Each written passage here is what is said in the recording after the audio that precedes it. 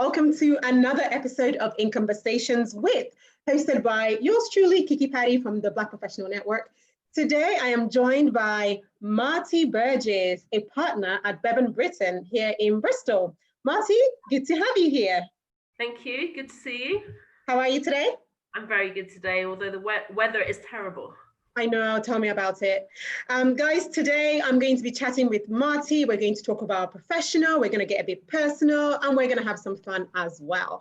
And as you know, the reason why we're having this In Conversation with series is to inspire all Black professionals across the United Kingdom to become excellent, to become the change we want to see in the industry, in the employment industry, and to just encourage you guys to see that, hey, that look, there are people out there, remarkable people out there achieving amazing things, and you can be one of them. So we're just bringing that visual picture for you, bringing these people to you so that you know that you can be inspired and aspire to be a great Black professional in whatever industry that you're in.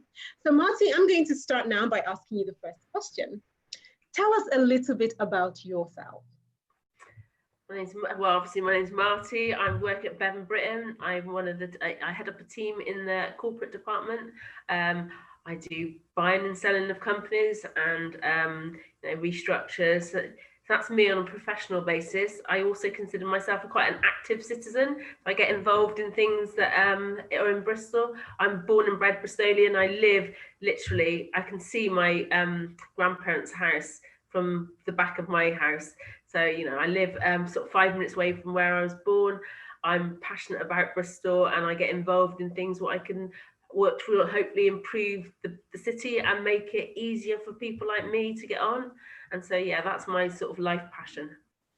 That's awesome. Thanks for sharing that, Marti. And knowing that you're a partner at Bevan, Brittan, and also heading up a large team, that I can imagine comes with a lot of challenges. So what were the strategies that you used or continue to use to deal with barriers or the challenges that might get in the way of you achieving your professional goals? Well, I think one thing is sticking at it and becoming good at what you do. And that's not saying you have to be excellent. I'm not excellent at a lot of things, but I know my strengths, and so play to your strengths and just be yourself. That people say often, be your authentic self. I think that's really important. And so when you're not happy with things, you need to make changes. So just sticking at something is good. I've been doing what I do now for over 20 years, and I've stuck at it despite all the challenges in front of me. And when I've found an obstacle that I can't remove, then the best thing to do is move away. I've moved firms. I've worked at 4 firms. This is my 4th firm, and I think all the moves every time I've moved has been because there's an obstacle in front of me that I cannot shift, and I can sort of go forward by moving. So I think that's something as a professional, if there's a barrier in front of you and you can't shift it, then there are other places to work. Just putting up with a situation is not something that I am prepared to do. So yeah, and it's worked out for me. And call things out, you'll be surprised how many allies you have if you are honest about the situation. I can imagine. So let me just touch upon that again, because you've moved because you found obstacles that you couldn't shift and you had to pivot and just change direction and just keep moving forward. Tell me, now we're getting a bit more personal, on a more personal level, how did you navigate those challenges? I bet it was scary, but how did you deal with that in terms of just like keep moving forward and deciding to make that change?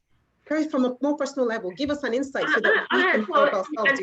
Insight to me, I guess, is that I come from a sort of long line of strong Black women.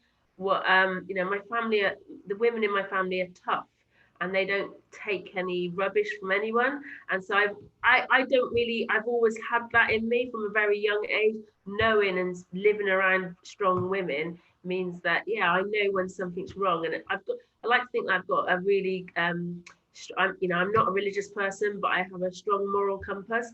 And if a situation is not right, then I know that in order to get back on my personal right path, I just need to move. So I've never found it difficult to challenge and to make decisions based around what I believe is right, because as I said, I've just been fortunate to have been surrounded by a lot of strong Black women who, yeah, as I said, don't put up with any rubbish. I love that.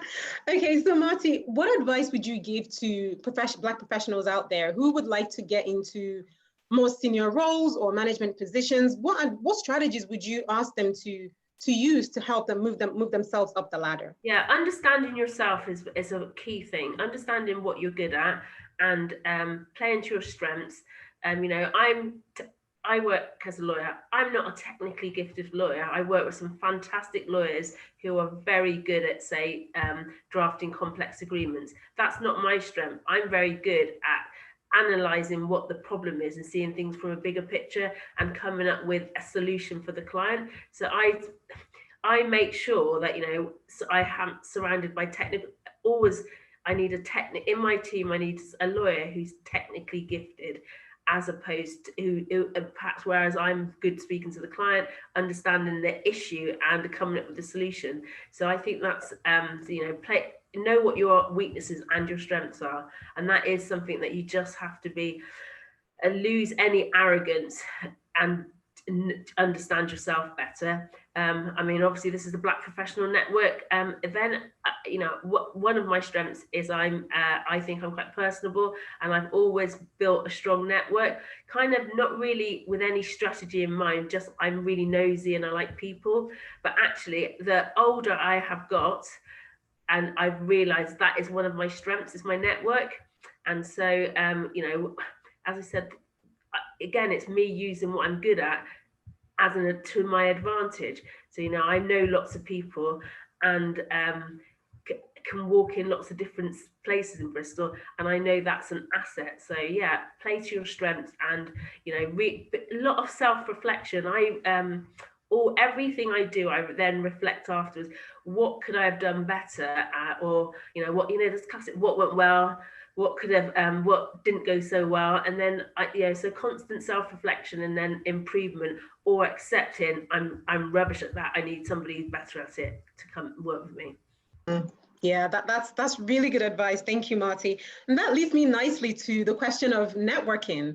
What does the Black Professional Network mean to you personally? Because I mean, you're high up in your role, you probably don't need us, but you're a member of us and you're a key member of the Black Professional Network. What does that mean to you? Networking is something that doesn't switch off. You can never think you know enough people, because what the world is constantly changing. So I'm always looking to extend my network.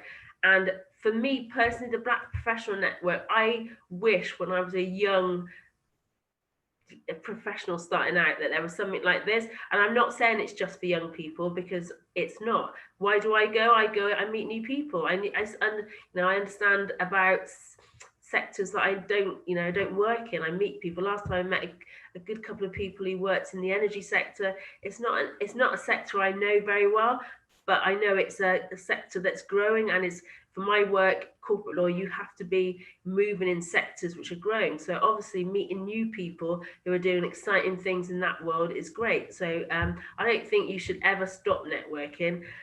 But as I said, on a personal level, I just wish something like this had been around when I was younger, because so some of the networking I've done over the years has been very different on a cultural level. A lot of white men in suits walking into those spaces as a young Black professional was tough.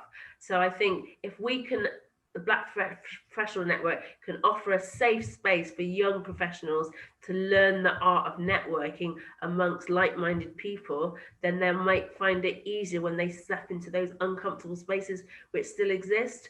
So yeah, I think the Black Professional Network is hats off to Frank and Poku.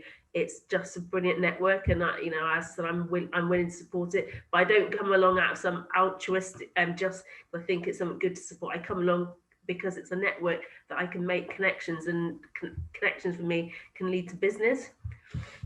You're absolutely right. We can never network enough or say that we're done networking. It's always good to keep expanding your network. So thank you for that.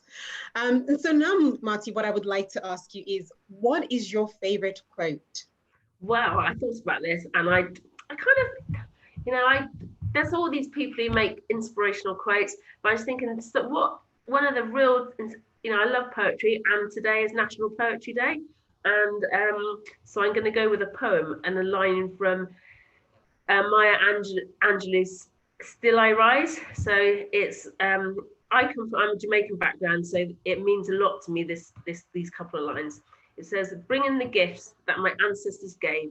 I am the dream and the hope of the slave. I rise, I rise, I rise." That's how the poem ends. And so there would have been one of my ancestors. They were enslaved people, and I could imagine that they never thought one of their descendants, because of the position they were in, one of their descendants could have reached, where I've reached, which is essentially the top of my profession. So, yeah, there you go. Okay, that was very emotional. It's a very emotional. It's my favorite poem, and I'll let you in on a secret. When I left my last job, I got it framed. I left it on the wall, because they didn't give me they didn't promote me to the level of a partner, so I left it. Hopefully somebody there will probably do some self-reflection. That's so beautiful. Thank you for sharing that, Marti. All right, just as we're getting ready to wrap up, I'm going to give you a fun question. So imagine right now that I'm going to ship you off to a desert island, right? And you're only allowed to take 3 items with you. What 3 items would you take and why? Well, if it was 3 things you said, I would take my husband and my 2 daughters. But I'm guessing that I can't take them. So I would take I love Maya Angelou. It's probably one of her books. Yes, one of her books. I would take something that I can use as a cultivator so I can make alcohol, because so I can have a drink when I'm ready, and then something really useful like one of those knives. What they called? A Swiss Army knife with. So yeah, I think I could survive once I had that. But yeah, just so you can survive. Yeah, maybe if I could get away with an electronic, I'd take a Kindle then with all the books on it, and then but on the when they do this on Desert Island Disc, they always say you can take one luxury item, but it can't be anything electrical. But you didn't specify that, so I'd take a Kindle.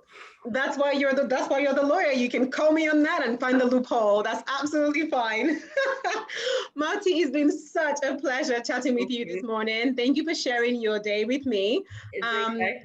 And guys, honestly, we bring you these in conversations with just to offer perspective. And Marti has given us such incredible wisdom.